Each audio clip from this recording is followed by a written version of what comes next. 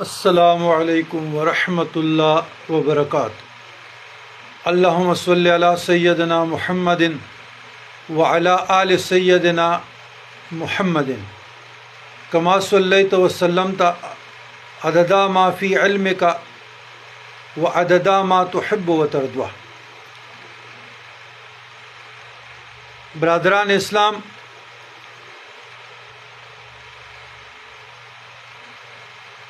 مصروفیت کی بنا پر سوالات کے جوابات تو ہم مختصر تشریح کے ساتھ فیس بک پہ دے رہے ہیں، اور دو احباب کا مشورہ بھی تھا، فالوور کا بھی، جو محبت پیار والے ہیں، تو انہوں نے کہا بہتر بات یہ ہے کہ ٹک ٹاک پہ یا یوٹیوب پہ جتنے ویڈیوز ہو گئی تقریباً کافی ہے، لیکن انہوں نے اپنا مشورہ رائے کا ساتھ ساتھ اظہار بھی کرتے رہے کہ کیوں نہ ہم سوشل میڈیا کا جو فیس بک کا پلیٹ فارم ہے تو اس پہ تو ہمارا ورک جاری ہے، تو وہاں پہ تفہیم المسائل، جو فقہی مسائل ہے، قرآن اور سنت کی روشنی میں، فقہاء کرام کی روشنی میں اور محدثین کی روشنی میں، بزرگان دین کی تعلیمات کی روشنی میں، لوگوں کی تعلیم تربیت کے لیے، اصلاح نفس، اصلاح معاشرہ کے لیے، کیوں نہ وہاں پر ہم سوالات کو ذرا مفصل طور پر اس کا ترجمہ، اس کا مفہوم اور آیت کا ورس کا ریفرنس، یا جو وظائف ہیں، مسنون وظائف ہیں، یا اعمال قرآنی سے ہیں، یا بزرگان دین کے جو مجربات میں سے ہیں، تو ان کے فوائد، ان کے خواص، ان کے فضائل،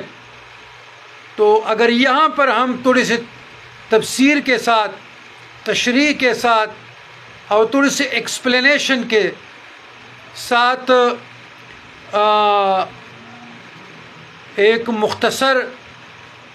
جو لوگ پڑھ بھی سکیں، ان کی سمجھ میں بھی آ جائے کہ جو وظیفہ ہم پڑھ رہے ہیں یہ قرآن مجید فرقان حمید میں کس صورت میں ہے، یا جو حدیث میں مسنون اذکار آئے ہیں، یا جو بزرگان دین کے مجربات میں سے ہیں، تو اس کو کیسے پڑھا جائے، اس کی اہمیت پہ، اس کے فوائد پہ، اس کے فضائل پہ، اس کے خواص پہ، اور جو مجربات بزرگان دین نے پڑھے ان پہ روشنی ڈالی جائے۔ تو پھر یہاں پہ الحمدللہ وہ جو دعوت و تبلیغ کا بزرگان دین کی روشنی میں، تو خط الوسع ہم کوشش کر رہے ہیں اور کام جاری ہے۔ تو تمام دوست احباب جو میری آواز سن رہے ہیں، کسی کو پیاس ہو، طلب ہو، جو ہمارے بس میں ہے ہم تقسیم کر رہے ہیں۔ تو جس بات کی آپ لوگوں کو سمجھنا ہے، سلاسل طریقت کے، اسباق کے، مراقبات کے، مناجات کے، لطائف کے، صبح شام کے اذکار کے، عملیات کے، نمازوں کے بعد کے اذکار کے، یا نوافل کے، تو آپ واٹس ایپ پہ میسج کر سکتے ہیں۔ پھر اس سوال کا ہم آپ کو انشاءاللہ اپنے علم سے، بزرگان دین کی تعلیمات کی روشنی میں کوشش کریں گے کہ قرآن اور سنت، تعلیمات بزرگان دین کی روشنی میں ہم آپ لوگوں کو جواب دیں، تاکہ اپنی بھی اصلاح ہو جائے، معاشرے کی بھی اصلاح ہو جائے، اور سالکین طریقت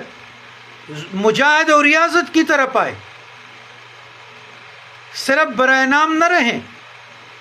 کہ برائے نام جی ہم پگڑیاں اور سرٹیفکیٹ اور سند لکھوا کے، اور جی میں فلانے درگاہ کا خلیفہ، فلانے درگاہ کا خلیفہ۔ مزے کی بات یہ ہے کہ ایک شخص نے فون پہ بات ہو رہی تھی تو اس نے کہا جی میں بھی پلان درگاہ کا سجادہ نشین گدی نشین ہوں۔ میں نے کہا جناب آپ کس سلسلے میں ہیں؟ سید صاحب وہ کہ جی میں چشتیہ صابریہ میں اور مدینہ منورہ میں مجھے یہ خلافت ملی ہے، ہمارے شیخ سیلانی ہوا کرتے تھے اور کسی کو نہیں ملی، اور ان تود الامانات کہ یہ جو امانت تھی یہ مجھے ملی۔ خیر ان کی گفتگو علماء والی نہیں تھی، صاحب علم والی نہیں تھی، اور جو طریقت سے وابستگان ہے جس میں ادب، شائستگی، نرمی پتہ تو چل جاتا ہے وہ بھی نہیں تھی، تیز تیز بول رہے تھے۔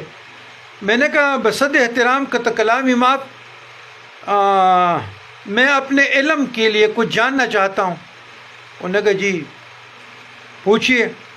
میں نے کہا چشتیہ صابریہ کے اسباق کتنے ہیں؟ اوراد چشتیہ صابریہ کتنے اسباق ہیں؟ اس کے لطائف کتنے ہیں؟ بظاہر مناجات لطائف اور چشتیہ صابریہ کا جو روز و شب کے معمولات ہے وہ کون سے ہیں، اور کون کون سے خاندان چشم نوافل پڑھے جاتے ہیں، دعائیں پڑھی جاتی ہیں، حذاب پڑھے جاتے ہیں، اوراد پڑھے جاتے ہیں، مناجات پڑھے جاتے ہیں، اور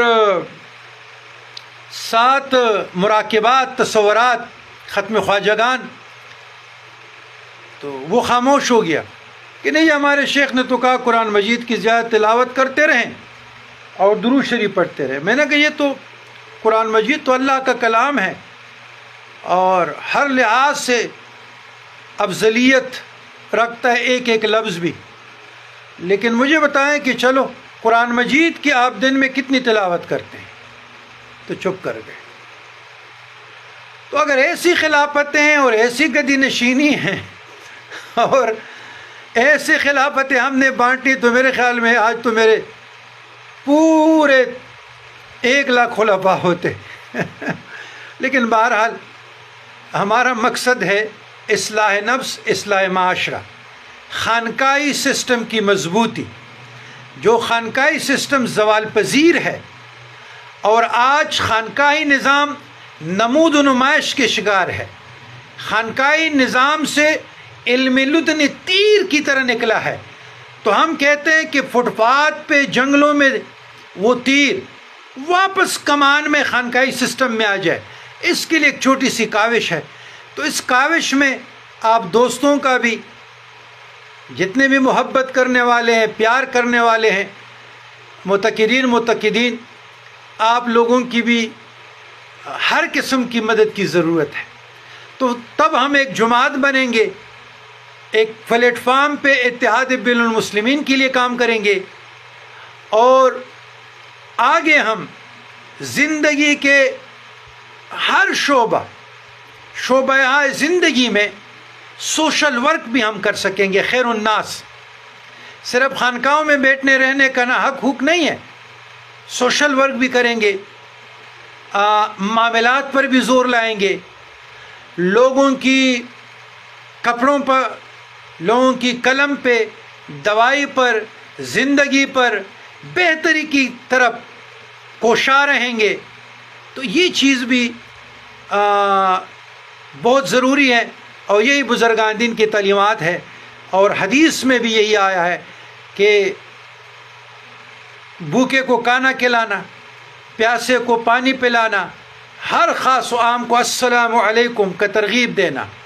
السلام کی طرف لانا، یہ بہترین صدقہ جاریہ ہے۔ ربنا ظلمنا انفسنا وان لم تغفر لنا وترحمنا لنکونن من الخاسرین۔